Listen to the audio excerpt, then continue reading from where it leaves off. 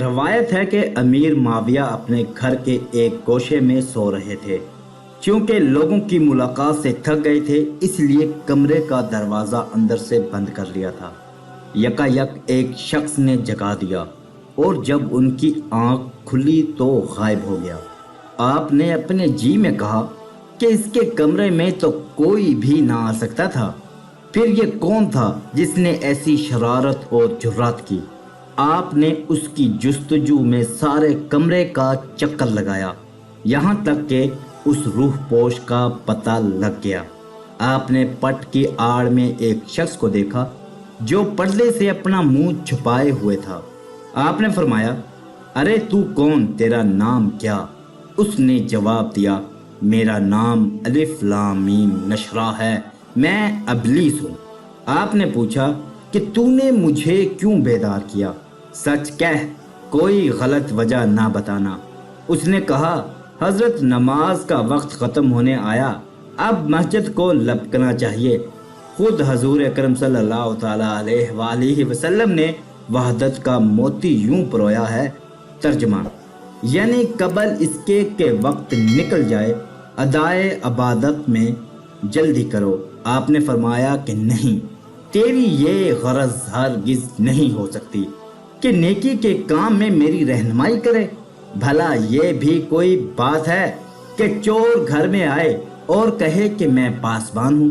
میں چور کی بات کا کیوں کر یقین کر لوں؟ چور مزدوری کے فائدے کو کیا جانے؟ ارے تو بڑا راہزن چور ہے، اور تو مجھ پر اس قدر مہربان ہو جائے۔ ابلیس نے کہا کہ ہم فرشتے بھی رہ چکے ہیں اور اطاعت و عبادات کے راستے کو دل و جان سے طے کر چکے ہیں۔ ہم اہل سلوک کے ہمراز اور عرش کے رہنے والوں کے ہم دم تھے، لہٰذا پرانی عادت ہے، ایک دم کیسے بدل جائے، اور اس عادت کی محبت دل سے کیوں جاتی رہے؟ بزمانہ سفر چاہے تو روم دیکھے، چاہے ختن دیکھے، لیکن وطن کی محبت کا نقش دل سے کیوں کر مٹ سکتا ہے؟ ہم بھی اس شراب میں مست رہ چکے ہیں اور اس کی درگاہ اعلیٰ کے عاشقوں میں سے تھے۔ امیر معاویہ نے کہا کہ یہ باتیں تو سچ ہیں، لیکن یہ تیرے حصے میں ہے۔ لاکھوں کو تو نے گمراہ کیا اور کومل لگا کر خزانے میں گھس آیا۔ تو مجسم آگ ہے، تجھے بغیر جلائے چارہ نہیں۔ اور وہ کون ہے جس کا دامن تیرے ہاتھ سے چاک نہیں؟ باتیں نہ بنا، مجھ پر تیرا قبضہ ممکن نہیں۔ تو راہزن ہے اور میں مسافر بیپاری ہوں، تو مشتبہ مال کیسے ہی دھوکے سے لائے؟ بھلا میں کب خریدنے والا ہوں؟ اے فریبی، سچ سچ بتا، تو نے کس مصلحت سے مجھے بیدار کیا؟ کیونکہ اب میرے ساتھ بہانہ بازی نہیں چلے گی، اپنی غرض صاف صاف بیان کر۔ ابلیس نے کہا، جو شخص فطرتاً بدگمان ہوتا ہے وہ باوجود 100 قرینوں کے بھی سچائی قبول نہیں کرتا۔ ہر دل جس میں کچھ سوچ بچار ہوتی ہے، جب اس پر کوئی دلیل پیش کی جاتی ہے تو اس کے خیال کو اور تقویت ہو جاتی ہے۔ اے نیک مرد، تو خدا سے میرا رونا کیا روتا ہے؟ تو اپنے ہی نفس کی شرارتوں کا رونا رو۔ تو حلوہ کھاتا ہے، اس سے باوجہ فساد خون تجھے دنبل ہو جاتے ہیں، بخار آنے لگتا ہے اور طبیعت بگڑ جاتی ہے، لیکن چونکہ تو اپنے کیے پر نظر ہی نہیں رکھتا، اس لیے ابلیس کو بے قصور لعنت کرتا ہے۔ امیر معاویہ نے کہا، جب تک سچ نہ کہے گا میں تجھے نہ چھوڑوں گا، اگر سچ بتائے تو میرے قبضے سے نجات پائے گا۔ ابلیس نے کہا، اے سوچ بچار والے، شک و شبہ سے لبریز، آپ سچ اور جھوٹ کو کیوں کر پہچانتے ہیں؟ امیر معاویہ نے جواب دیا کہ حضور اکرم صلی اللہ تعالیٰ علیہ وآلہ وسلم نے اس کی پہچان بتائی ہے اور کھوٹے کھرے کی کسوٹی مقرر کر دی ہے۔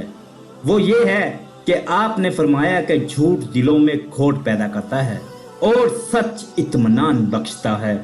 جھوٹ باز سے دل کو تسکین نہیں ہوتی، جس طرح کے پانی اور تیل کے ملنے سے روشنی نہیں ہوتی۔ سچی بات سے دل چین پاتا ہے، کیونکہ سچائی مرغے دل کی گرفتاری کے لیے دانا ہے۔ میں نے اپنی عادت و کردار کو حرص و ہوا سے پاک کر لیا ہے۔ میں نے شہوت کے لقمے ترک کر دیے ہیں۔ میرا ضمیر اتنا روشن ہو گیا ہے کہ سچ کو جھوٹ سے الگ کر لیتا ہے۔ اے ملعون کتے، تو میرا جواب دے، سچ کہہ اور جھوٹے بہانے مت کر کہ تو نے مجھے کیوں بیدار کیا۔ حالانکہ اے دغا باز، تو بیداری کا دشمن ہے۔ تو خوشخواص کی طرح خواب آور ہے، بلکہ تو مثل شراب کے ہے کہ عقل کو غائب کر دیتا ہے۔ دیکھ، میں نے تجھے 4 میخہ کر دیا ہے۔ صاف صاف بتا، چیلے حوالے مت کر۔ سچ کو میں جانتا ہوں۔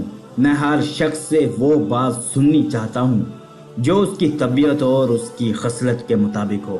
چونکہ شیطان غیر ہے، اس لیے میں امید نہیں رکھتا کہ وہ از راہ نیکی مجھے بیدار کرے۔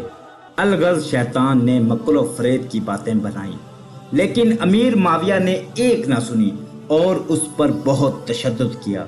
اس نے دانت چبا کر کہا کہ لے سن، ہاں میں نے تجھے بیدار کیا تاکہ تو اپنے پیغمبر کی اتباع میں نماز جماعت میں داخل ہو۔ اگر تیری نماز کا وقت جاتا رہتا تو مارے درد و غم کے تیرے آنسوؤں کی مشکیں دونوں آنکھوں سے جھٹ جاتی۔ ہر شخص ایک نہ ایک قسم کی عبادت کا چسکا رکھتا ہے، اس کے بغیر گھڑی بھر صبر نہیں کر سکتا۔ وہ تیرا درد و غم 100 نمازوں کے برابر ہوتا۔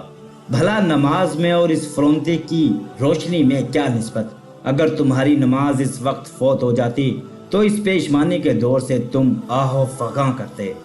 وہ افسوس، وہ آہ زاری اور فرونتی 100 ذکر اور 100 نمازوں پر سبقت لے جاتی۔ میں تو حاسد ہوں، میں نے اسی حسد سے تم کو بیدار کر دیا۔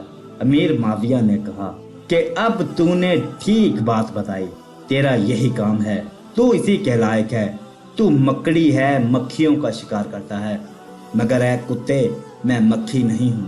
میرے شکار کے لیے تکلیف نہ اٹھا، میں سفید باز ہوں، مجھے بادشاہی شکار کرتا ہے۔